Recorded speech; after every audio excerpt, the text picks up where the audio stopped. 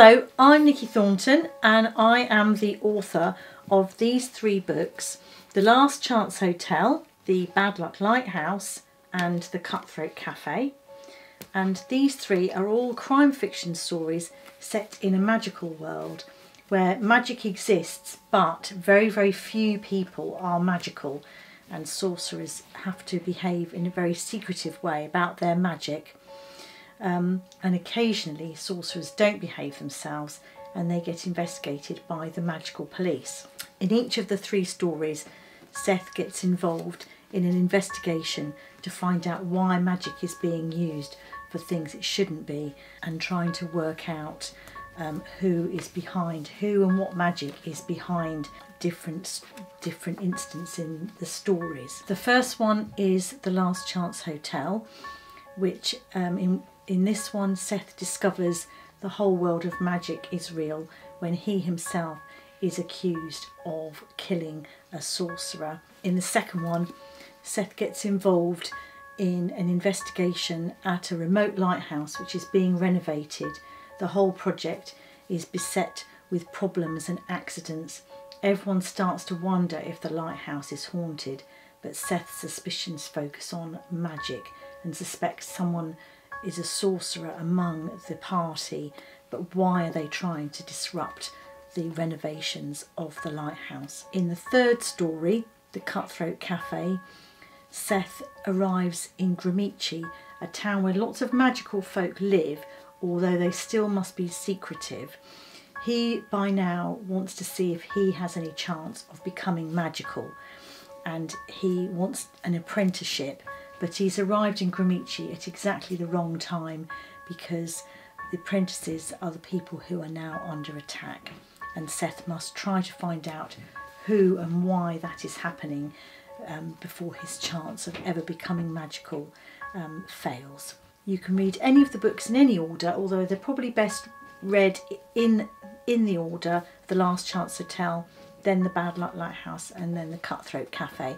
But they are standalone mysteries, and I really hope that you enjoy finding out more about the magical world and the magical crimes that are sometimes committed by sorcerers.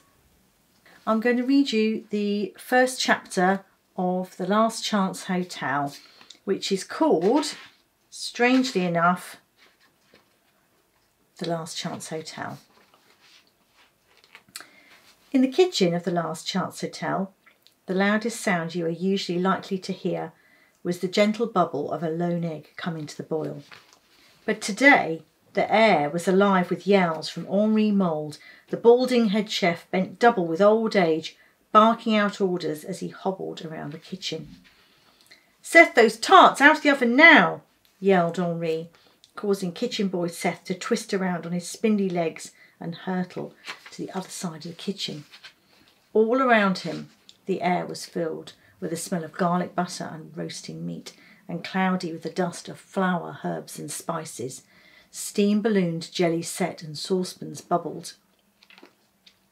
If ever Seth Seppi wished he could be even the tiniest bit magic, it was now, because a spell to split himself into three was surely the only way he was going to get through all the tasks he'd been set by his three nasty bosses, crotchety Henri, and the two owners of The Last Chance Hotel, snappy and spiteful Norrie Bunn and her oily penny-pinching husband Horatio.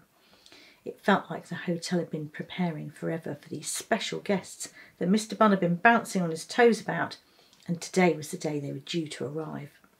"I need more pepper quickly, boy," screeched Norrie Bunn from the stove, sending a long dribble of peppercorn sauce flying across the kitchen as she launched a dripping spoon in Seth's direction. Her long brittle grey hair was tied back from her pointy face as she sweated over the sauce, trying not to sneeze. At least the Bunn's monstrously unpleasant daughter Tiffany was at her posh chef's school, far away from her favourite entertainment, tormenting Seth. Mr. Bunn burst into the kitchen, flapping his hands and squealing, "They're here, they're here," like a small kid announcing Christmas, before rushing back out into the lobby. Norrie Bunn tugged off her apron and, smoothing down her long grey hair, rushed to attend to her guests.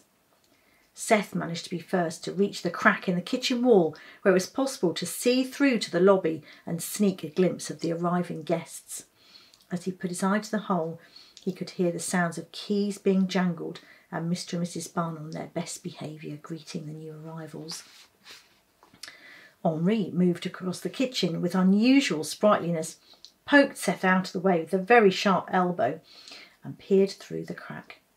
"Is that our VIP guest, Dr. Thelonious? The one we've put in all this hard work for? Not very impressive. All this work," Henri groaned as he pressed his paunch tenderly, "gives me gas." Seth had not expected their VIP guest to look like a miniature Father Christmas.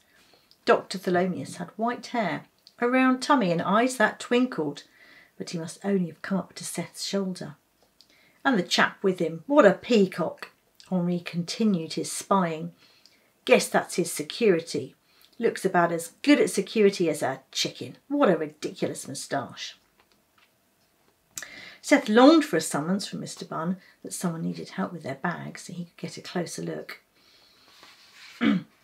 "Back to work," Seth snapped Henri, picking up a knife and heading to chop some vegetables. "All that washing up will reach the ceiling." But before Seth could make a start, Henri let out a cry, and the knife in his hand fell with a clatter to the cool flagstones of the kitchen floor. An insect flew past Seth's nose to batter against the window. Henri cowered. "It's just a bug, Henri," soothed Seth, gently teasing the little creature towards the open window. It looked like it was on fire, with a glowing phosphorescent tail. "That's not just any bug." Henri's eyes grew wide. "That's a luciole. Do you know what that means?" "You mean it's a firefly. Must have got lost from the glowworm glade. It's beautiful. Come and take a look. They look like magic, don't you think?" "But it's inside," Henri hissed, dabbing his sweating upper lip. "In my country, if a lightning bug flies in the window, it means a death." Henri gripped Seth's arm hard. "Seth, someone is going to die."